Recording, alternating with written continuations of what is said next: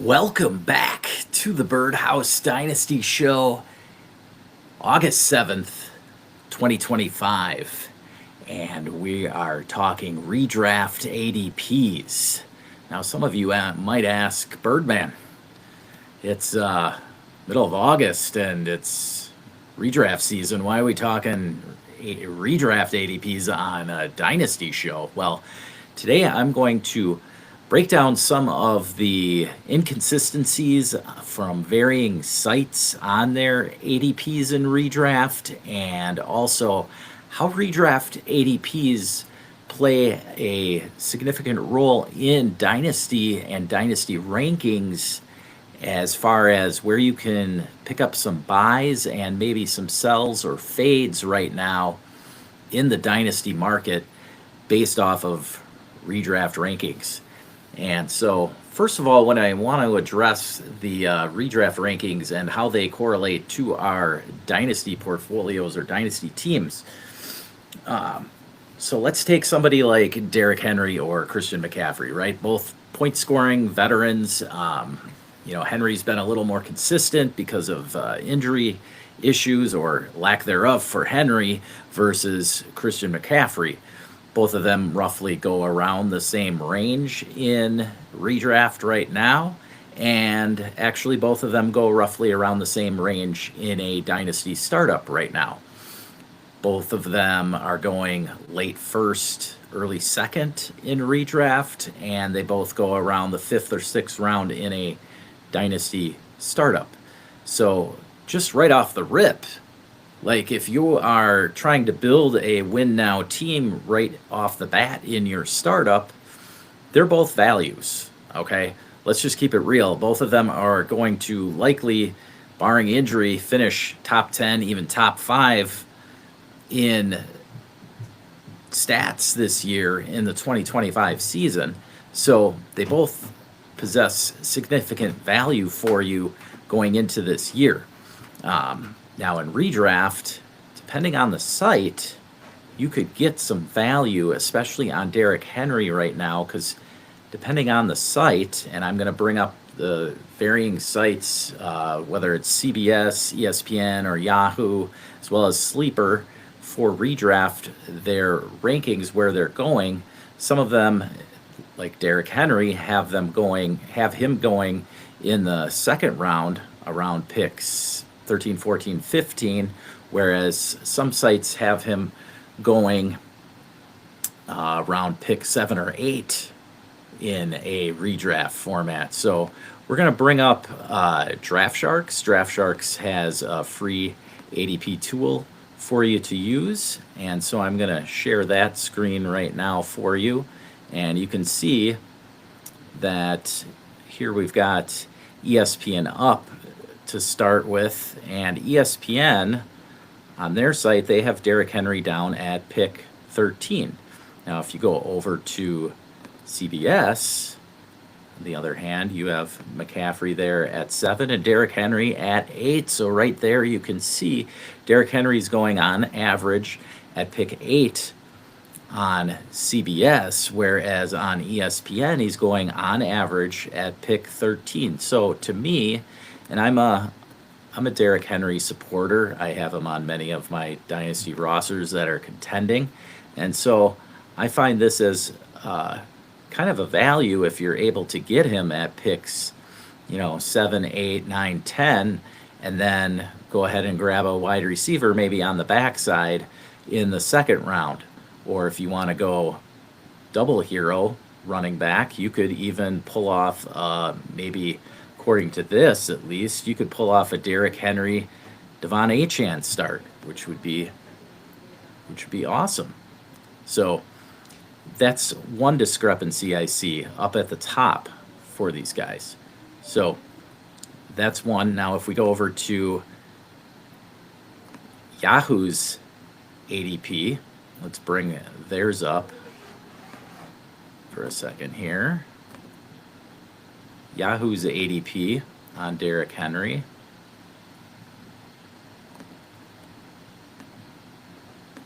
So on Yahoo, in their drafts right now, Derrick Henry is going at the 8.2 on average, so around the 8th pick on average for Henry. So most Yahoo players are up higher on Henry, so you're going to have to, spend an earlier pick on Henry, probably in the first round. But then in the second round, on the way back, that's again where I see Devon Achane. So Achane and Henry both possess the potential to finish RB1 this season. If you look into the numbers for Achane in games where Tua Tagovailoa played, he averaged just as much as Saquon Barkley last year, over 22 points a game in full PPR for Achane. And so depending on the health of Tua, and even if Tua gets hurt, like I know Zach Wilson gets a bad rap, but Zach Wilson threw the ball to Breece Hall pretty well back in New York, and I think that he can dump the ball off to Achane decently, and I'm somewhat optimistic on Zach Wilson in Miami there, because he's going to have the opportunity likely at some point to actually show up and play. And so I'm not so concerned about Achane, and the difference between Achane and Henry really comes down to the way they score their points. Like Henry, you know how he doesn't have many catches, but he makes up for it in red zone opportunities and the success of the Baltimore offense, which I'm willing to bet that they're going to have good success once again this year and create 15 to 20 touchdown opportunities for Derrick Henry. Whereas Devon Achane, on the other hand, he's going to get his points mostly through the air in receptions, and so that way he's going to score his points through receptions, not so much through touchdowns. Now, if Miami's offense is more successful this season, last year they dropped from 3.4 touchdowns per game in 2023 down to 2.3 touchdowns per game. If they move themselves back up to the 2.7, 2.8 range in touchdowns per game, that's going to create some more opportunities for Achane to get into the end zone, and therefore give him an opportunity to even finish running back one on the season. So keep that in mind when you're looking at where Devon Achane could go in the early rounds, first and second rounds of your league. If you're picking, especially if you're picking back half of the first round, you have a real good opportunity. Let's bring up the Draft Sharks board once again here. If you're picking later in the first round, you're going to have real good opportunity this year. We'll go over to the consensus rankings. This is the consensus of Sleeper, CBS, and ESPN. For some reason, they don't have Yahoo in there, but that doesn't matter for this exercise here. Look at the picks from, say, picks 7 through 15.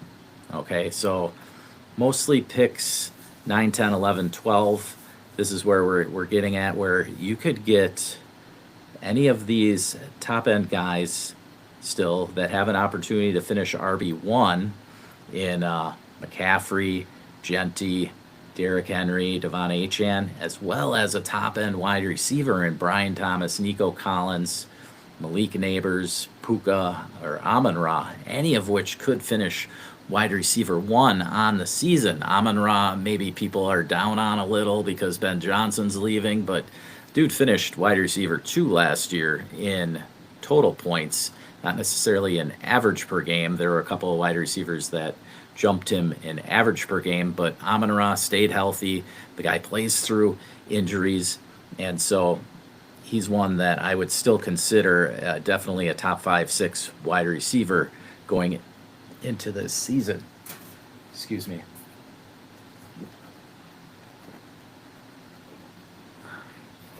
Now, if we slide down the board, so those are a couple of good values I see in Derrick Henry and Devon Achane, guys you want to target back half of the first round and early into the second round, but I have no problem picking either of them in the first round of the draft. All right, now if we slide down the board in redraft, typically we're talking one quarterback leagues, and you can see the consensus is still pretty high on the quarterbacks up at the top. And so in a smaller league, this is where league size matters. In a smaller league, like a 10-team league, which many of you I know for redraft play in, you do heavily want to consider at least one of the onesies position, and I'm talking quarterbacks and tight ends here. You want to consider drafting one of those positions earlier on. I don't necessarily recommend drafting both of them early on, because then you really hurt your running back and wide receiver rooms. But if you can grab either Lamar or Josh Allen, even a Jaden Daniels or Jalen Hurts early on, or grab Brock Bowers or Trey McBride, even wait a little bit and grab George Kittle. George Kittle is probably the best value of all of these if you combine the onesies, quarterbacks and tight ends. George Kittle, you can see, where does he go? George Kittle's down at 39, so that is the 403 pick in a 12-teamer. He's probably the best value. You have Jalen Hurts down there as well. Those two probably are the best values you can get. Jalen Hurts could easily score just as much as Lamar Jackson or Josh Allen this year, but yet he's going at, quarterback, he's going behind Joe Burrow. So on average at least. And so there's where you can see there's an opportunity for some good value. A couple other running backs who have been pumping up in Dynasty, you see right there, in Kenneth Walker and Omarion Hampton. I think they have a chance to well outperform their ADP as well. So those are a couple of guys that I wanted to note right there at the top of the 4th round. You've got 4 straight picks there that I really like and would heavily have you consider to take in your redrafts. Even in the 3rd round is fine for me. If you're at the end of the 3rd round, you want to make sure that you land 1 or even 2 of those guys if you're picking very late in the 3rd round. Okay, now if we go and look at the individual sites, let's see where those guys are on Sleeper. These are super important picks in redraft formats, because typically your first 4 or 5 guys make up the meat of your scoring, especially in a shallower format where maybe you're only starting 2 running backs and 2 wide receivers and then 1 flex or even just 2 flexes. These guys you're taking in rounds 3, 4, and 5, they're going to make up. If they get hurt, you're really struggling. Okay, now you see Lamar Jackson going way up on Sleeper at pick 23. Josh Allen way up at pick 21 right now. So those guys are going higher than they probably should. Jaden Daniels at pick 31, and then you have Jalen Hurts way down at pick 39. So you've got George Kittle there at pick 38. Hurts is actually going ahead of Burrow on Sleeper right now. And then, where was Kittle? Kittle there at pick 38. Kenneth Walker down at 44. So on Sleeper, he's a little cheaper. So is Omarion Hampton, and that's due to the quarterbacks being picked higher. So these running backs, so on Sleeper, I like Omarion Hampton and Kenneth Walker there. On CBS, on the other hand, you might see the quarterbacks going later. There's Josh Allen at 24. Lamar Jackson way up at 18. I'm surprised. Okay, so on CBS, there's Lamar Jackson up higher. Now, if you slide down, Trey McBride, a nice value in the middle of the 3rd round, I would say, as a onesie build for sure. Joe Burrow way up at 29. Kenneth Walker at 32. So you see the discrepancy there. Kenneth Walker on CBS, not so much of a value. And this is going to matter, because if you're going against amateurs in your redraft, Marion Hampton there at 43, so that's about right, but still a good value. That's mid to late fourth round. I think he could go late third, early fourth, and he's still a good pick. So again, you've got Hampton there, Jalen Hurts, good values for you if your league is drafting on CBS.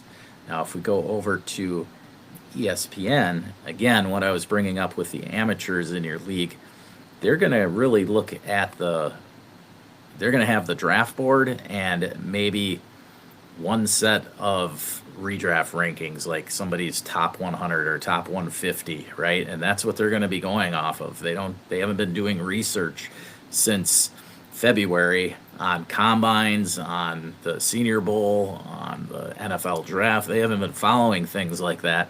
So this is where you can take advantage of that research that you've done in the off season.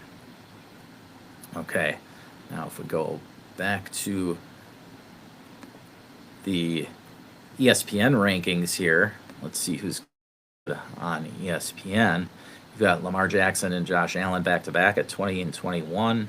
Jaden Daniels up at 25. Jalen Hurts way up at pick 29 here, so that's actually a little more realistic where I'd like to be taking him. Chase Brown I do see as a value here on ESPN. Kittle going at 310. Then you see Kenneth Walker at 4.2. Marion Hampton, though, a good value on ESPN here at the 410 pick. So on ESPN, maybe the rookies are sliding a little further down. You've got Travis Hunter there at the 512. Now, Travis Hunter, let's slide down the board a little. Travis Hunter is somebody I want to discuss along with George Pickens. So if we go to the consensus rankings, we slide all the way down here to picks 69 and 71 on the consensus. You can see that's the consensus 609 and 611. Now, both of these guys, Travis Hunter and George Pickens, I would not have a problem taking in the fifth round. So if they're going on average at pick 609 and 611, they're definitely values for you that you can scoop up in the majority of fifth rounds of your redraft. Both of them may be considered the second wide receivers on their team, but if you take Dallas, for instance, Dallas had the highest expected points for wide receivers last season, and that was in a year. Let's talk Dallas real quick. So the Cowboys threw the most last season, and yet they only had Dak for half the season. So now if you have a full season of Dak, let's hope he's injured. He's not injured, right? And if you're betting on CeeDee Lamb or even Javonte Williams or one of the Dallas running backs, as well as George Pickens and even Jake Ferguson, you're going to be betting and hoping that Dak Prescott stays healthy for the entire season. Now, if he stays healthy for the entire season, slings it over 600 times, which is pretty much expected. Their defense is pretty wishy-washy, like a typical Dallas defense is. If they're throwing it 600 to 650 times, that means that CeeDee Lamb is going to get his, and the other guys on the offense are still going to have plenty of opportunities for plenty of catches. Javonte Williams catches the ball, maybe not great, but he still catches the ball. But then George Pickens is still in line for 100-plus targets, giving him the opportunity with his downfield prowess. That gives him the opportunity for a 75-catch, 1,200-yard season with who knows how many touchdowns, depending on the success of those throws from Dak. And, even if Dak gets injured, they brought in a dude, Joe Milton. He loves to sling it too. So I don't think that you're going to have a huge drop-off, actually, at least in pass attempts. It might not be as good as Dak, but I think that Milton, I'm excited for Joe Milton more so than I was last year on those teams where I had Dak, he got hurt, and then I had to bring Cooper Rush in. Okay. So George Pickens definitely somebody that I see as a deal here. All right, so those are two main guys that I saw that stood out for sure to me, at least.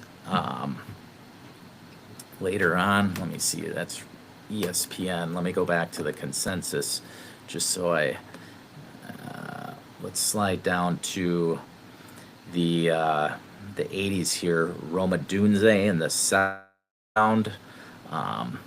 Cooper Kupp is somebody to bring up because Cooper Kupp, being the veteran that he is, he's somebody that I like right where he's going in the 7th round per consensus.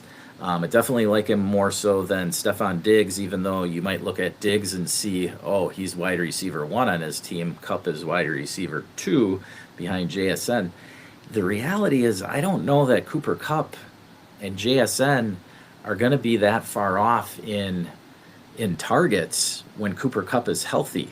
So you're drafting Cooper Kupp, you're obviously taking on the risk of injury there because of his age, but Jordan Addison's going in that same range. He's going to miss 3 weeks because of a suspension. You've got the question mark with Roma Dunze, whether he or DJ Moore is going to have the most targets. So you've got Camp Scadaboo going in that range. I mean, like, Cooper Kupp can present league-winning upside there because he is somebody who could definitely dominate targets, especially if you have an injury to JSN. Just because somebody's younger doesn't mean they're not going to get hurt, right? And so Cooper Kupp's somebody who I really like in redraft this season. Okay, now you slide down, you see Quinshon Judkins. Obviously, his ADP is slowly falling because we have no idea even if he's going to play this year. There's Dak Prescott, very nice value there. Down at the 904, you're getting an injury discount basically based off of his injury last season. Jared Goff, also very solid. So if you bypass one of the top 5 quarterbacks, and so I'm talking, let me bring up the board here that I was just going over. So first off, I'm going to slide up and show you. I was just talking Cooper Kupp. He was in this range. See, you have Jordan basically from picks 80 down to 90 here. You still have Travis Etienne way up there at 89. Don't like that at all, with Tank Bigsby making some noise in camp, and then you still have the rookie Bishul Tootin. Don't love Etienne at all at that draft ADP. Scadaboo scares me a little bit. Plus, you have the Giants offense, and I'm not buying that the Giants are going to score enough touchdowns for Scadaboo to be worth that pick in the 8th round, whereas he could outperform his ADP. Maybe he could finish around where that ADP is, but I don't buy. Cooper Kupp's somebody that I definitely see as somebody who could outperform his ADP at a league-winning type clip. Now, if we scroll down here, we got to where Dak Prescott is. So what I was going to get at, if you bypass one of the top 5 quarterbacks in Allen, Lamar, Jaden Daniels, Hurts, and Burrow, if you bypass one of those, Dak Prescott and Jared Goff are your targets. Those are the two guys based off of passing volume and talent around them. These are two guys that are going to smash as long as they are healthy. Jared Goff had an MVP type season last year that obviously went under the radar because of the talent and the names around him. He kind of gets hidden. But yeah, I don't know if being on the show quarterbacks is going to pump him up that much. He's not, like, what's the difference between Jared Goff and Joe Burrow, honestly? Okay. You've got Amon-Ra, Jamison Williams. They aren't quite as good as Jamar Chase and T. Higgins, but the offense as a whole is going to be in the red zone just as much as the Bengals. And I don't see, just because Ben Johnson isn't there, I don't see them falling out of the top 5 as a whole on offense. And so Jared Goff is a nice consolation prize if you fail to get Joe Burrow and you don't care so much about a running quarterback. Maybe in a 6-point per touchdown league, that's where you want to go that route. Okay. If we slide down further, there's Brock Purdy. He could also fit into that category. even if Brandon Ayuk and Ricky Pearsall aren't playing much early on because of injury. Now, I know Pearsall's back in camp, I believe, but Juwan Jennings is sitting out. I think that Juwan Jennings and Pearsall will be starting by the beginning of the season, so not so worried about that. And then you got a healthy McCaffrey at least to start the season, as well as Kittle. Like, the Niners are loaded, and Brock Purdy, if you happen to miss out on Dak or Goff, Brock Purdy is your target that you want. Just sliding way down here. I really like Woody Marks and his opportunity in Houston right now. And there you have it. Pick 140. Even Drake may. So at pick 140, you have J.J. McCarthy going with yours round 12. And, like, just ask yourself, do you really... Here, with the Minnesota offense, and this, I go back to the Chiefs offense when Patrick Mahomes was taking over for Alex Smith. In his second season, Patrick Mahomes was taking over, and he had a top 5 wide receiver in Tyreek Hill, top 5 tight end in Kelsey, actually top 3 in both of those positions, you could say. Did you really discount both of those guys? Because if you were not betting on Patrick Mahomes blowing up, then you had to discount the stats for Hill and Kelsey. So for the receiving core in Minnesota, are you going to discount Justin Jefferson, discount TJ Hawkinson? We're already discounting Addison a little because of the games he's missing, but we know that the Vikings have decent receivers behind him. Plus, you have the receiving running back in Aaron Jones. So, are you going to, if you're not moving McCarthy up the board, then you got to bring the stats down for some of those receivers. Otherwise, you're not thinking logically. So, logically speaking, thinking J.J. McCarthy is going to finish as a QB1 at some point, not QB1 overall, but I'm saying as a top 12 quarterback, it's a pretty safe bet, actually, even though McCarthy's going into just his first season. Like, I'm willing to bet that McCarthy can outscore Justin Herbert this year, put it that way. Okay, Herbert seems like a real nice, safe pick, okay? But McCarthy actually has more upside because Kevin O'Connell's, simply put, Kevin O'Connell's going to throw the ball more than Jim Harbaugh is, okay? I know that. I know that based off of history. And just because McCarthy is young in his first year, that doesn't mean he can't throw it a lot, okay? I'm beyond that. Talking about that is... All right. So what does this all mean for your dynasty rosters? What does it mean? Who are the deals? Okay. Well, first you have to decide. Right now, are you a win now team? Do you look like a team? Are you one of the top 3 or 4 teams in your league? Okay. I'm not talking a 5th or 6th place team from last year that kinda can make it happen.